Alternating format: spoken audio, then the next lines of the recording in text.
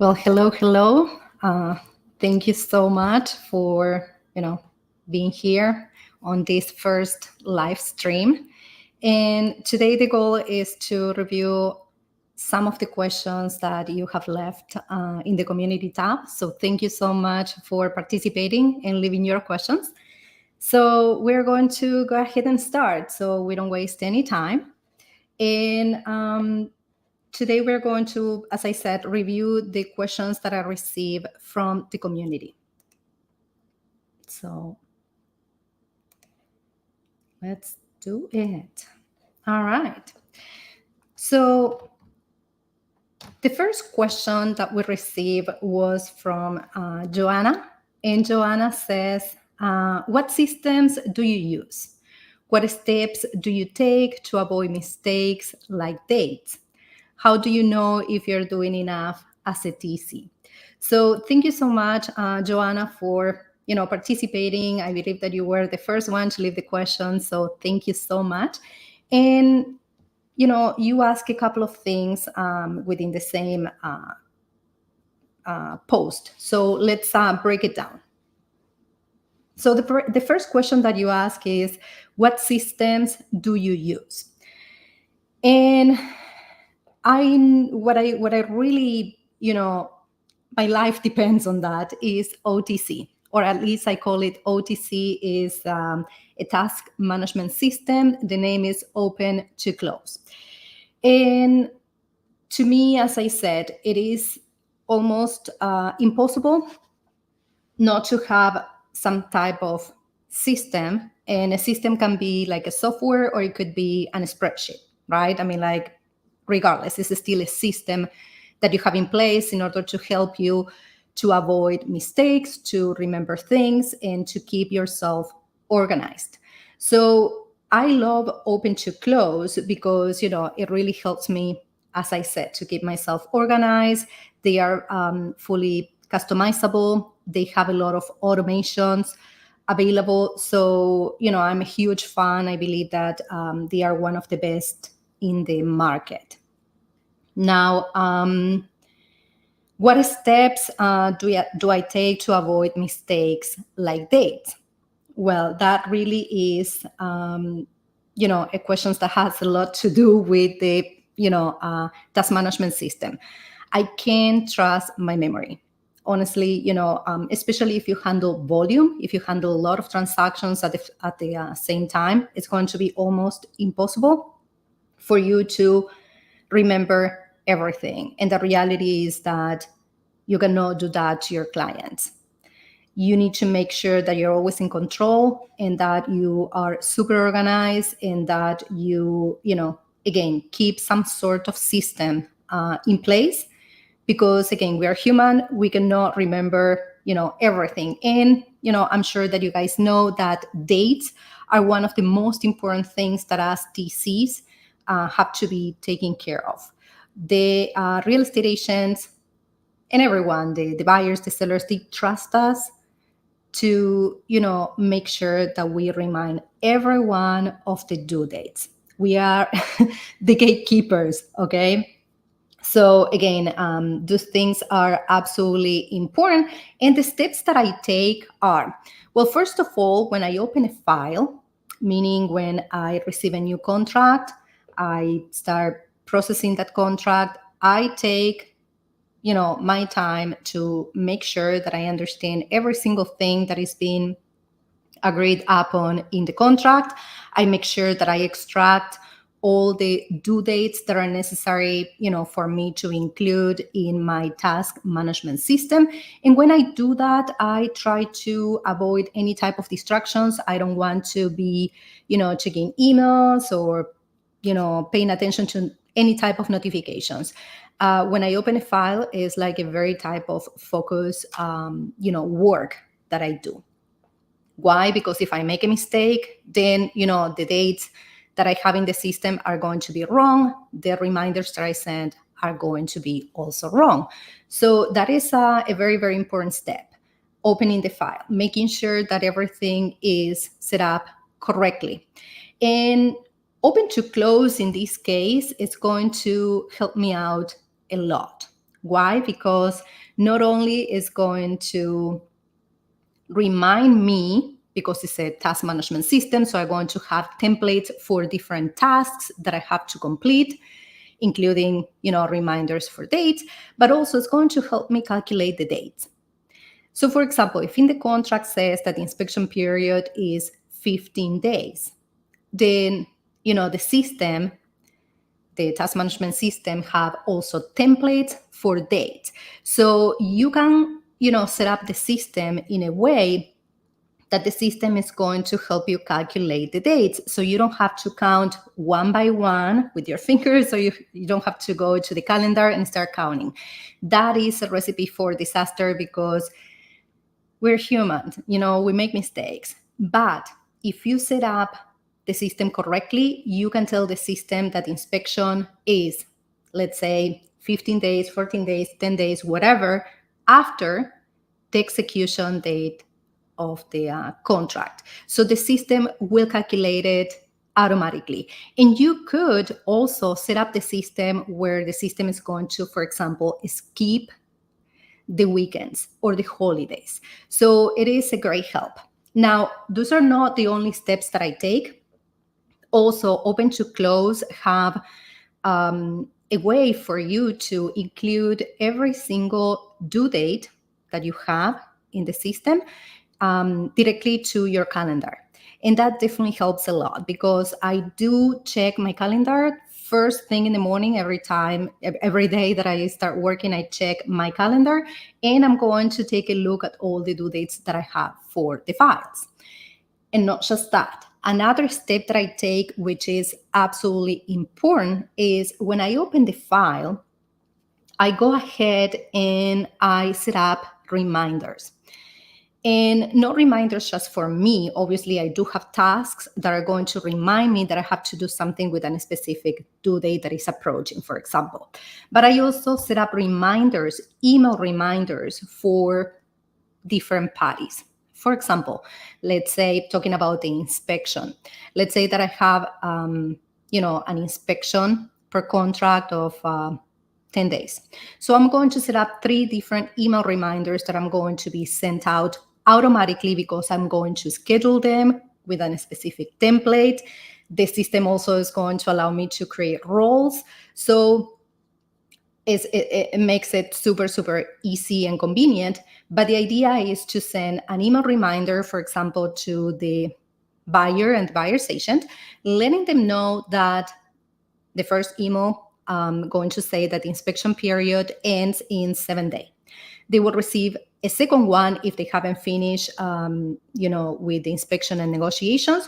The second email will be received 3 days prior, letting them know the inspection is due in 3 days. Don't forget. And if nothing has been completed, then another email reminder that is going to be sent automatically again is going to be sent out on the day of, saying like, this is urgent. Today is the last day of the inspection period. We need to do something about it. So those are pretty much the steps that I take. And obviously, the system that I use also has, something that they call task pipeline, where I'm going to see all the tasks that I need to complete for the day. So again, I cannot trust my memory. I don't, do that. I definitely make sure that I put all the information in the task management system and I trust the task management system and I cross-check all the time. So those are the steps that I take. Now, the other part of your question is in regards of how do you know if you're doing enough as a TC? And that's a great question. And it could be interpreted in different ways. So I really hope that I'm going to answer your question. But if not, please go ahead and let me know. But to me, one way to kind of measure if I am doing enough as a TC, well, first of all, is when I, check off every single task that I have, right? When I follow the checklist to the T. But also, to me, it's a good indicator when I don't hear from anyone. And let me explain you what I mean. If I have buyers, sellers, buyers agents, title company, whatever, contacting me constantly, asking me questions. And when I said questions, is like, when is the the inspection going to be scheduled, or are you done with inspection? Can you send me this, I don't know, document that is missing the signature? If I have to wait for other parties to ask me for something that I'm supposed to be doing, then in my eyes, the way I interpret that is I am not doing enough, or I am not doing what I'm supposed to do good enough, because I'm supposed to always be a step ahead.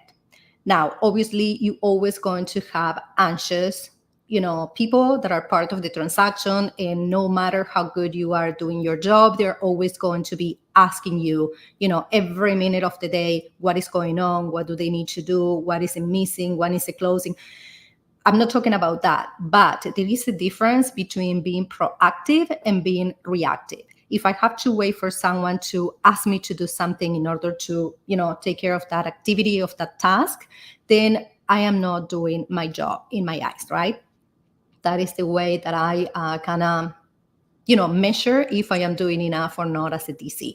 Again, I don't know if that was, exactly what you were referring to when you asked that question, but please feel free to let me know if it wasn't the case, and I will be happy to answer. All right.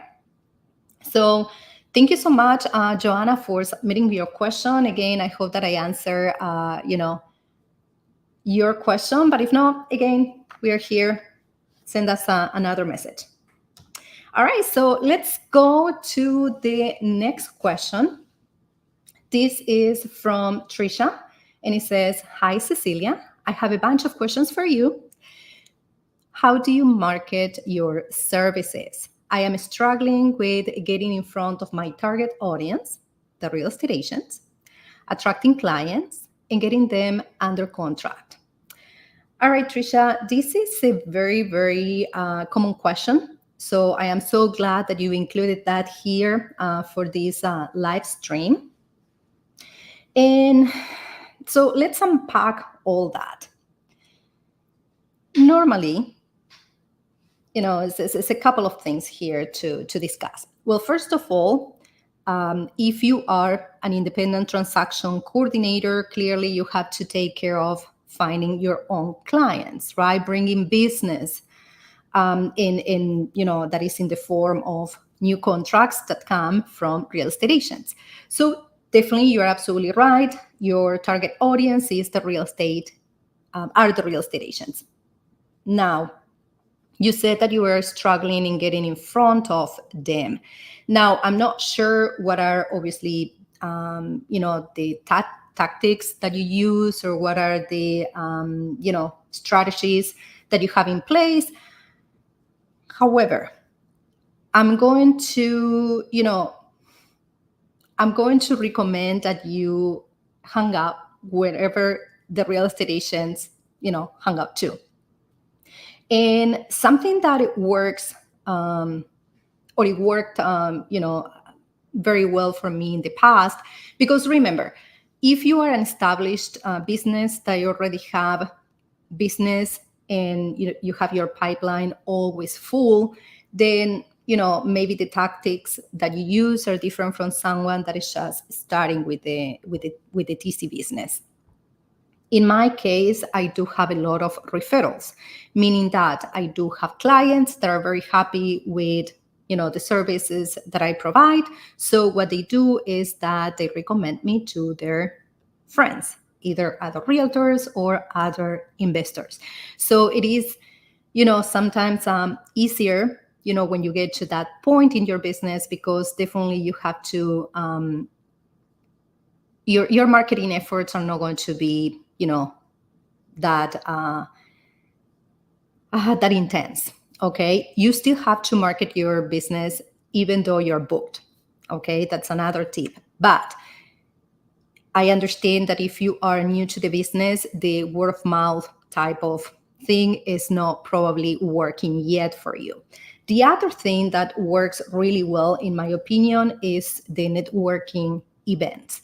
And the reason why I'm saying that is because, they are 99% of the time they are free, and you can find them easily, in the Meetup application, or if you network as well, not just with real estate agents, but with title companies, with lenders, with home inspectors, that will be super beneficial for you as well, because sometimes these service providers, again, title company, lenders, and home inspectors, are the ones who actually, put these networking events together. So don't limit yourself to only, be in front of, in this case, real estate agents. Make sure that you also are, expanding a little bit your horizons, and also include other service providers in the industry. Now, when you go to the networking event, another thing is that, it will vary, right? I always say that it's sometimes, you are super lucky and you get, a couple of, new leads that become, clients in no time. And sometimes it's a little bit, more difficult and takes a little bit of time. So I wouldn't recommend that you only go to networking events. I will challenge you to kind of create a plan for your marketing efforts and include different tactics. For example, yes, go to networking events, but also utilize LinkedIn or, Instagram, Facebook groups. Just find, the system, the avenue that works the best for you. Another thing that you could do, and again, I don't know if you work remotely, in the sense that you maybe are not able to go and shake hands and meet people personally. If that is the case, well, networking events might not be something that you can do, or visiting, brokerages offices are not something that you can accomplish.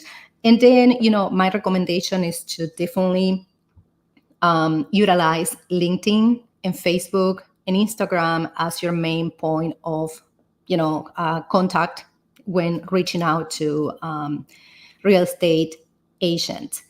Now, another thing that you could do is cold calling and cold emailing.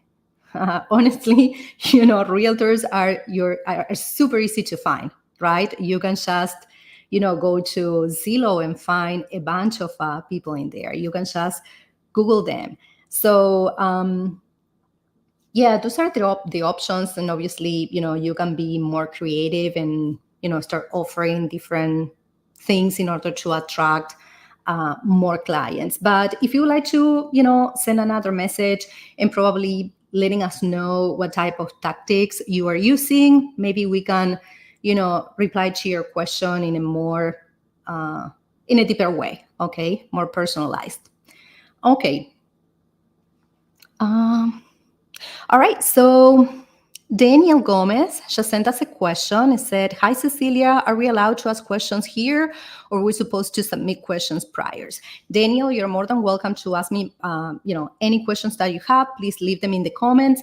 What I'm going to do is I'm going to go over first to the questions that we receive from the community in advance. But absolutely, I'm going to be able to answer any questions that you have. So feel free. Okay, perfect. So let's move on to the next one. And this question is from Donna. And Donna said, "Hi, Cecilia. Thank you for your help, of course. What are some of the day-to-day challenges that a TC faces?" Great question. "What's the best way to stay ahead of your tasks? Is there high demand for TC nowadays? I just find out about transaction coordinators, and a lot of the videos on YouTube are from a few years ago. Is this niche still in demand? Again, thank you for your help." All right, well, thank you so much, Donna, for submitting your question as well. And let's unpack this question. All right. So the first thing that you're asking is, what are some of the day-to-day challenges that a TC faces? And I love that question because, as TCs, we are going to, face a lot of different, challenges during the day. And the main one I think that you need to be aware of is that you need to expect the unexpected. Unfortunately, you have to be ready to face, sometimes crazy situations that just arise. And it's funny because, when you have one of these files that are problematic files, they're a little bit more difficult, you're kind of expecting that, right? But sometimes you get surprised by, certain files that are like going perfect throughout the process.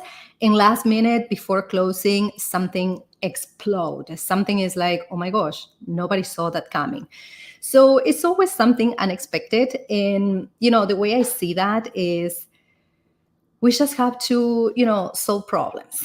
That is part of what we do. We have to be resourceful. We have to make sure that we keep this file alive, or at least we help all the parties to do so. So that is one of the things that you have to face, one of your day-to-day challenges.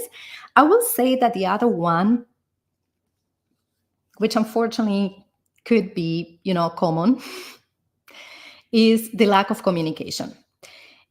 And the lack of communication can come from any of the parties.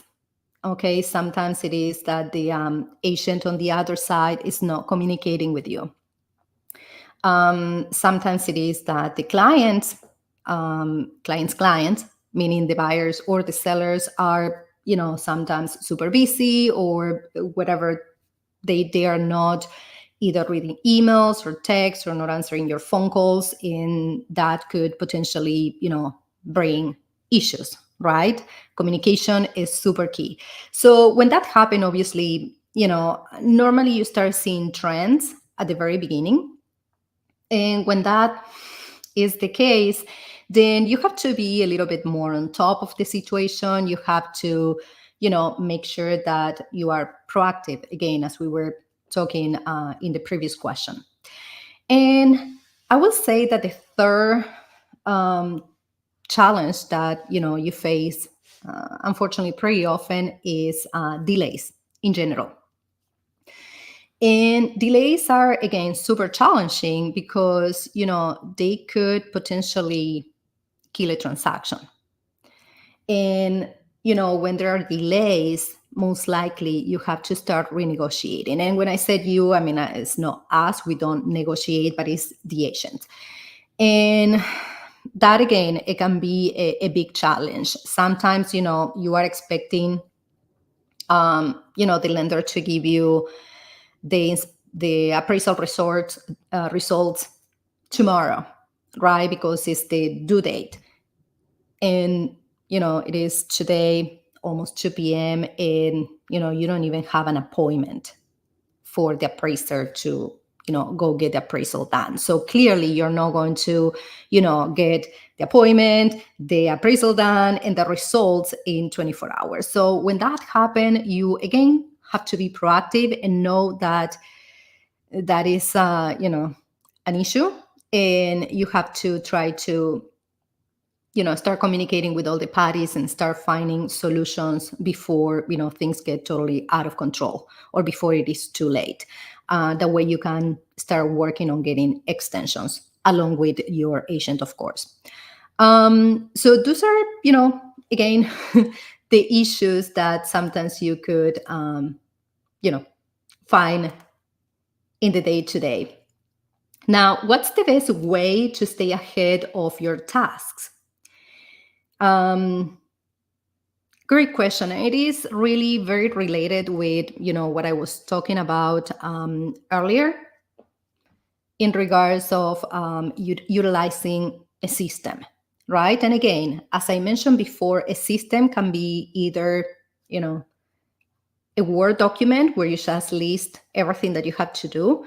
It could be a spreadsheet, or it could be a piece of software like, open to close. Now, I'm going to be super honest with you. Personally, I never like, spreadsheets or, clearly even less, Word documents with a list of things that you have to do. To me, this is not helpful.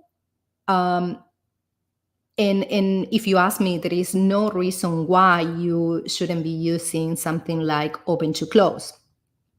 And I know that a lot of people might object and say, like, yeah, well, I'm just starting and I don't want to spend, money on a pricey, subscription for a task management system if I don't have, the amount of clients that will justify that expense.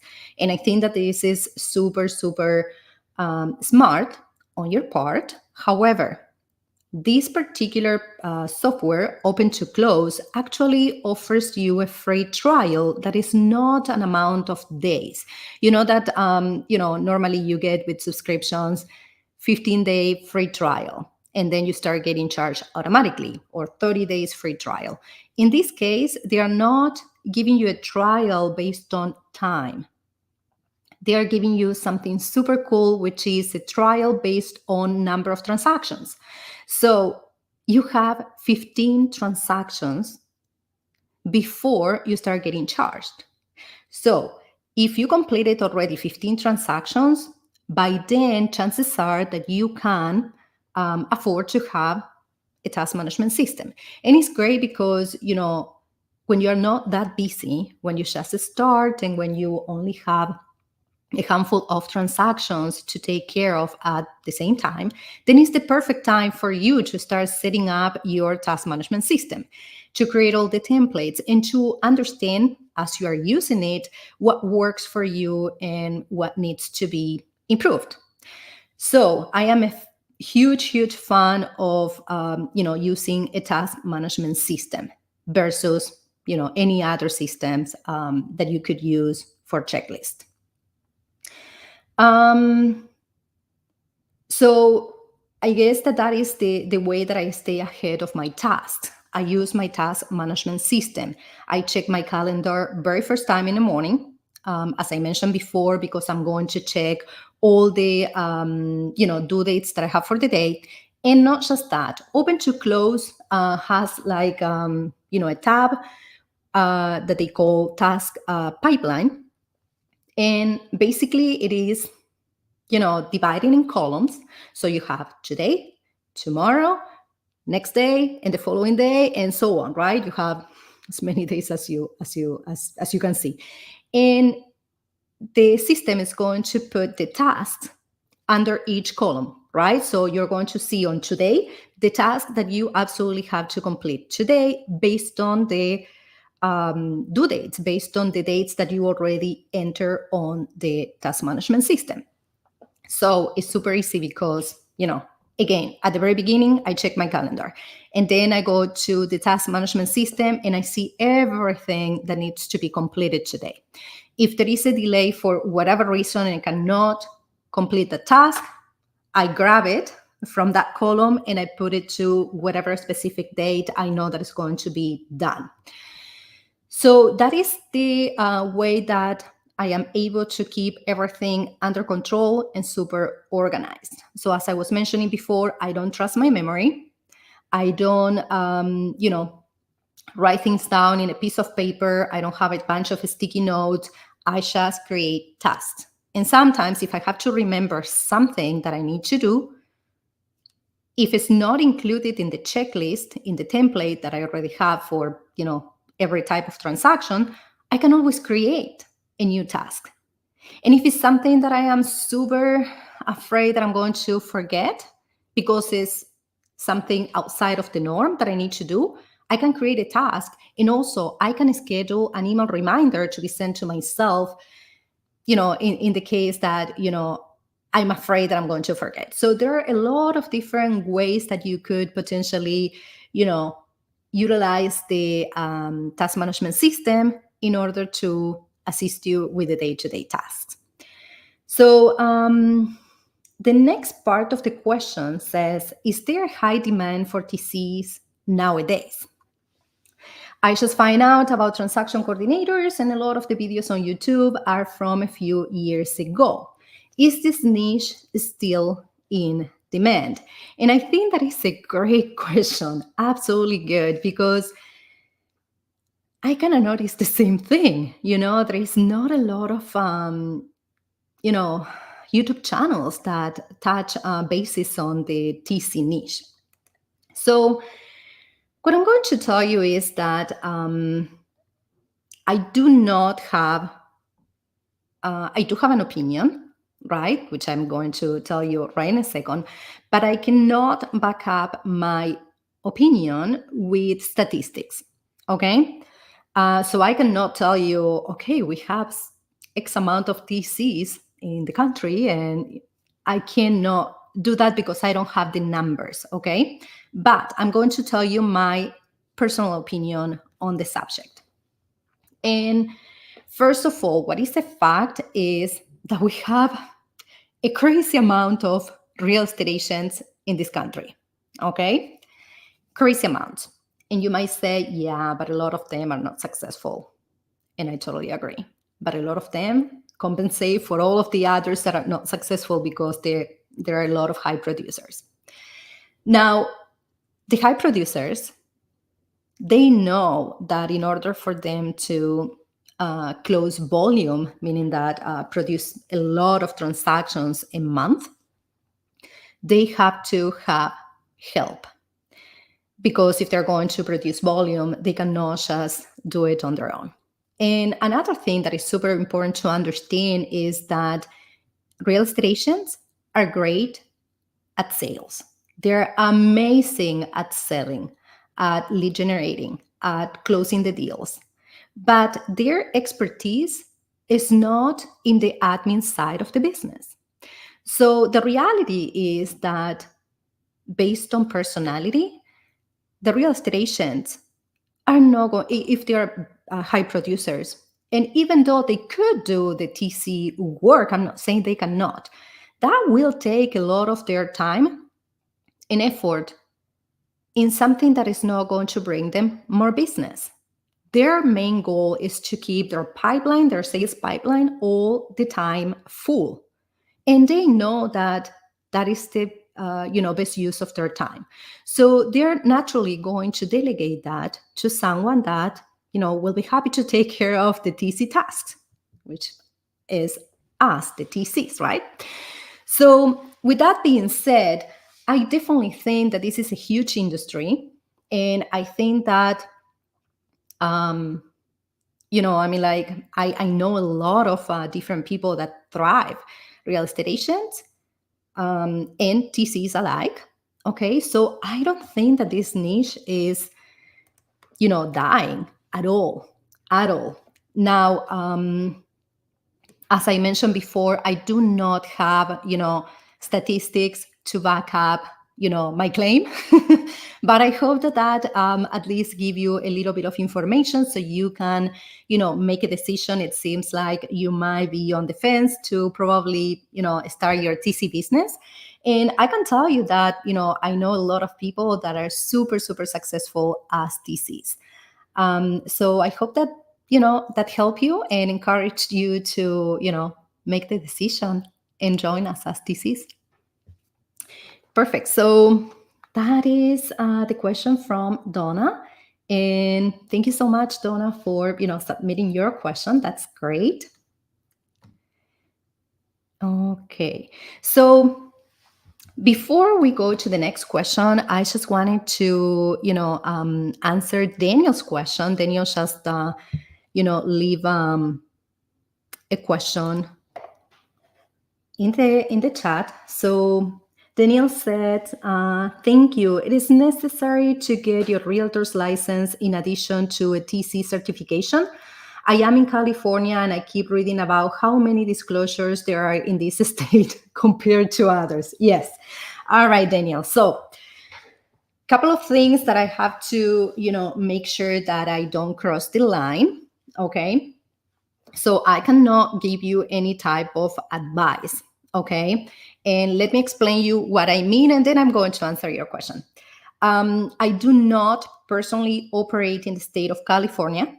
However, the information that I have, and again, that is the information that I have, it doesn't mean that is 100% correct. So I urge you to, find the rules and regulations in your own state. But for what I understand, you are absolutely right. You need to do a certificate. You need to get a certification in order to, be able to work as a transaction coordinator in the state of California. That is the information that I handle.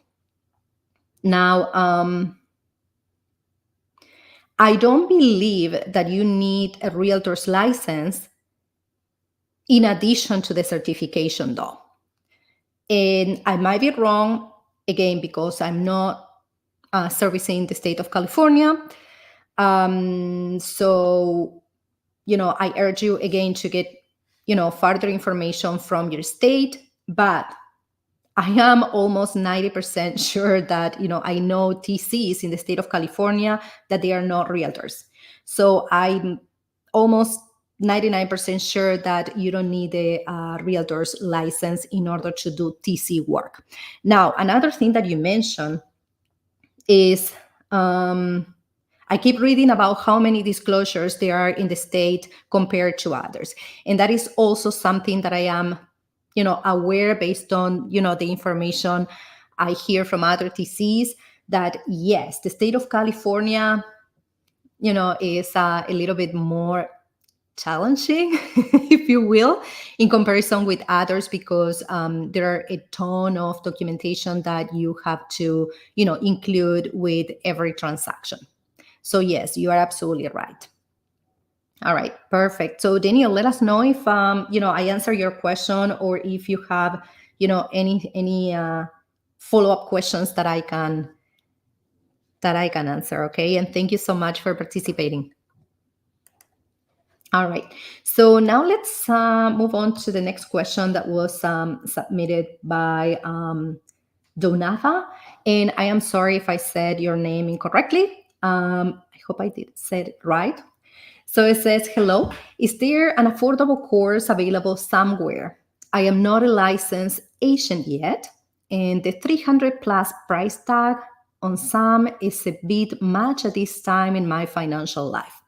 So first of all, let me tell you that, I believe that you are, pretty smart if you are sticking to your budget. Okay. That is something that I am huge on, because you cannot just blindly jump on anything. Might be a course, might be, a system that you want to pay for a subscription.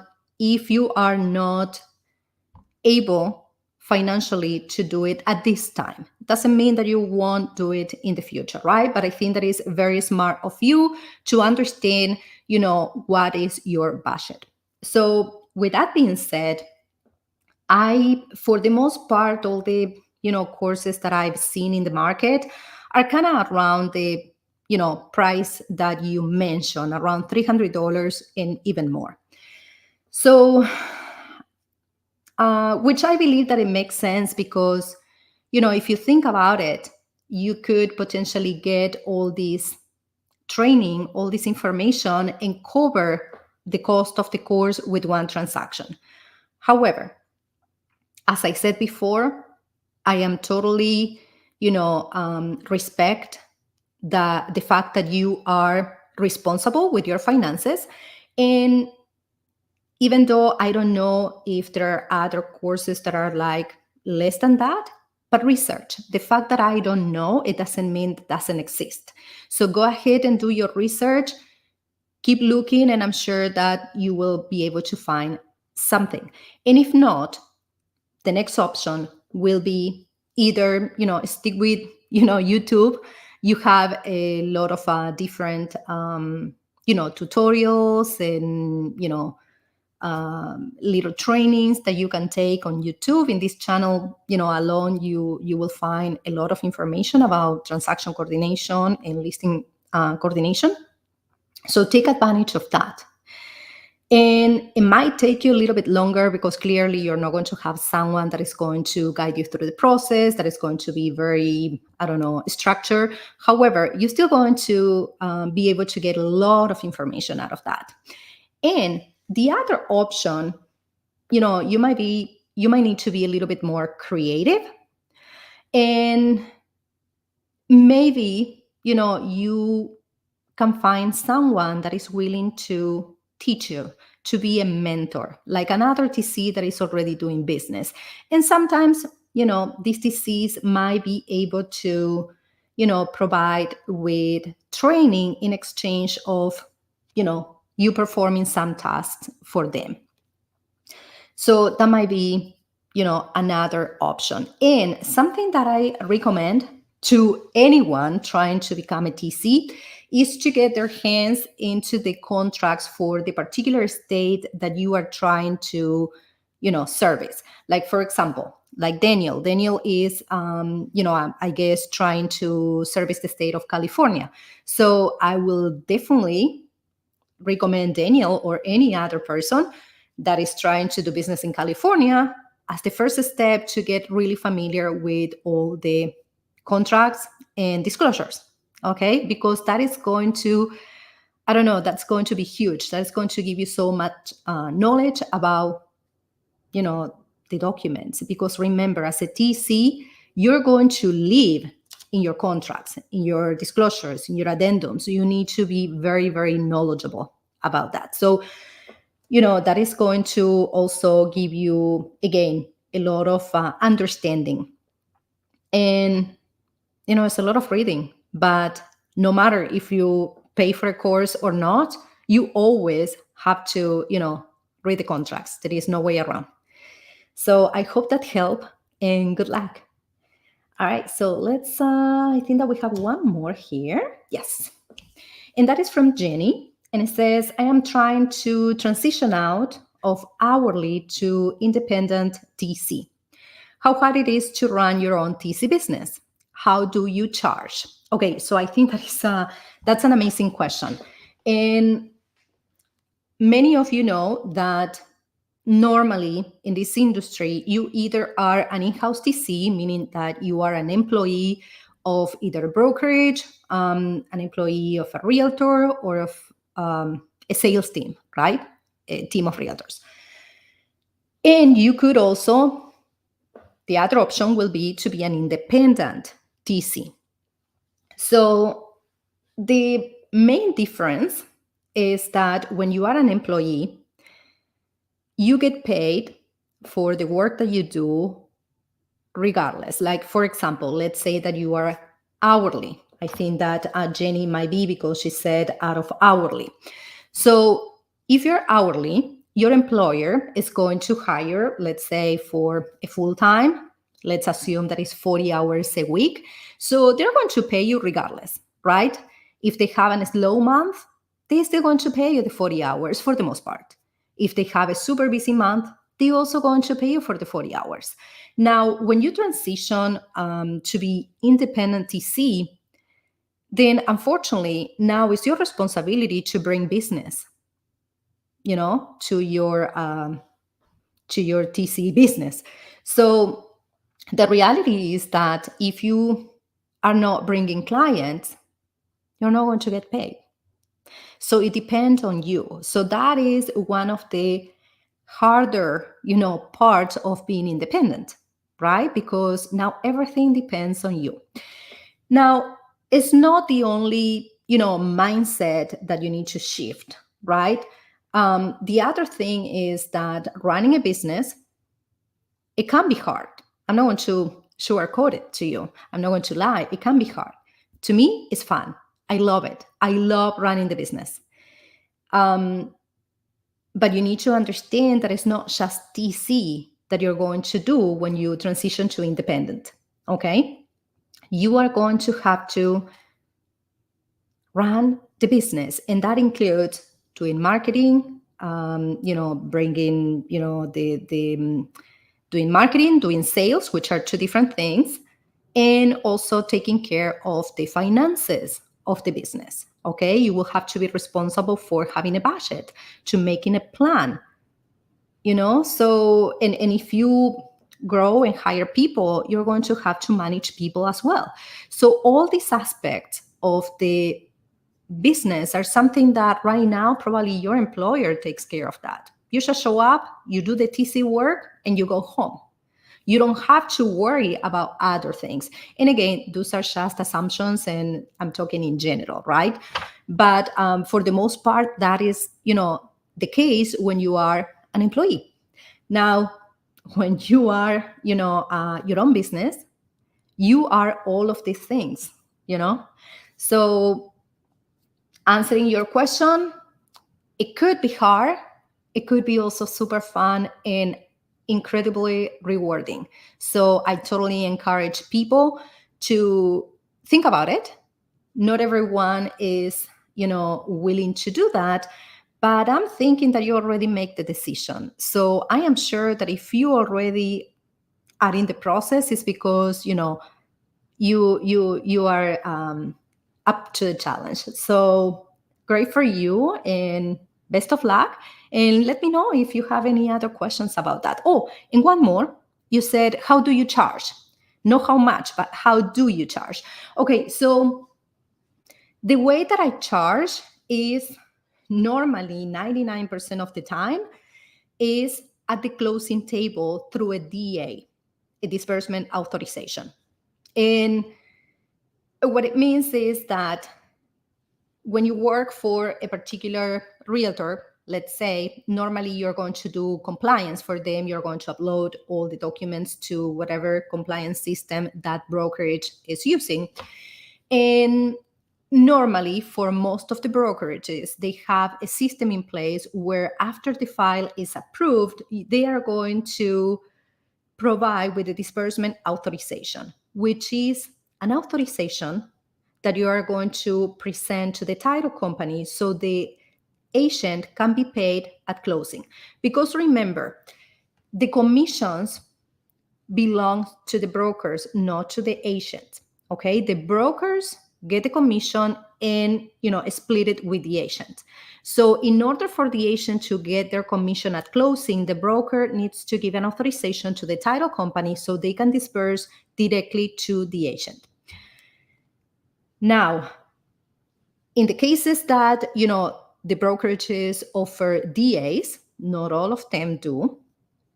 In most of the cases, you are able to actually add your TC fee to the DA, to the disbursement authorization. And that is super easy. Why? Because, you already have, that authorization where the agent is going to receive their commission at closing, and out of their commission, they're going to pay you. And actually, they are not going to give you the money. The title company will either send you a check or a wire transfer. It depends on what the title company actually offer. But that is the easiest way, and is 90% of the times I get paid like that. Now, I do have, when I work with investors, what I do is I send the invoice directly to the title company, and I ask them to pay me with the authorization of the investor, of course, but ask them to cut me a check or send me a wire out of the investor's proceeds, which is kind of the same concept, right? They are getting paid at closing, and out of their payment, the title company will grab the money that I charge them and send it to me. So that is the easiest thing ever, because everyone gets paid at closing. In some other cases, let's say if I am doing a listing coordination, right? And, let's say that I charge, prior. Normally I charge actually, when we close, because normally I handle the listing and I handle the transaction. But let's say that I need to charge, some type of fee before, the closing, then I will send an invoice, and, I personally either accept checks, or I have a Zelle, which, I send the QR code, they scan it, send the money, super easy. So that is how I get paid. That is how I charge my clients. And, I hope that I answered your question, Jenny. Thank you so much for posting. And let me see. I believe that Daniel has a follow-up question. It says, my brother has been a realtor for 8 years. So I'll be working on his deals initially until I feel comfortable to branch out to other realtors. That's awesome. That's amazing. Yeah. I mean, that's great because you're going to already have like a client just to, you start your business already with clients and transactions. That is amazing. And something that you might be able to do, same things that we're talking during the stream, that when you do have someone that is a huge fan, right, because they love the work that you do, then they will start recommending you. And yeah, like for example, a couple of days ago I went to a networking event. And I know some of the people, not all of them, but some of the people. And it's great because, I approach a group of people, right, that they were networking, talking together. And, a couple of them were already working with me as a transaction coordinator. So I didn't even have to sell my businesses. I didn't have to even say anything. They were just, telling everyone how happy they were with, what I was doing for them. So keep that in mind.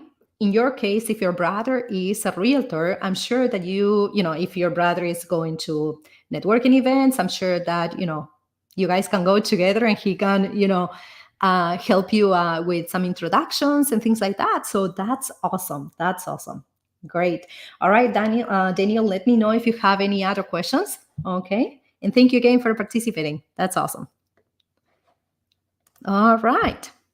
Okay, guys. Well, if you do not have any more questions, let me see. That will be the last question that I have. But I want to also let you know that right now I am working on a product research.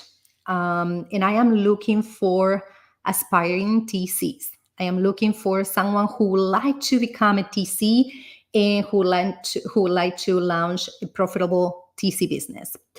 And what I'm intending to do is I would like to interview these aspiring TCs, again, as part of a product research that I'm doing.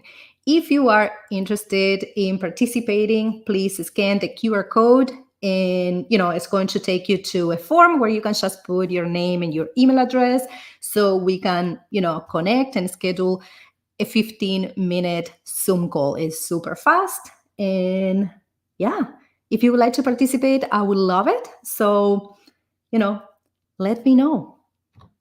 All right, so that is going to be the end of the live stream. I don't see any new questions, but I thank you all for submitting your questions last week. I love it, and hopefully we are going to be able to do that often if you do have more questions, okay? So again, thank you so much for joining me today, and I will see you around. Thank you.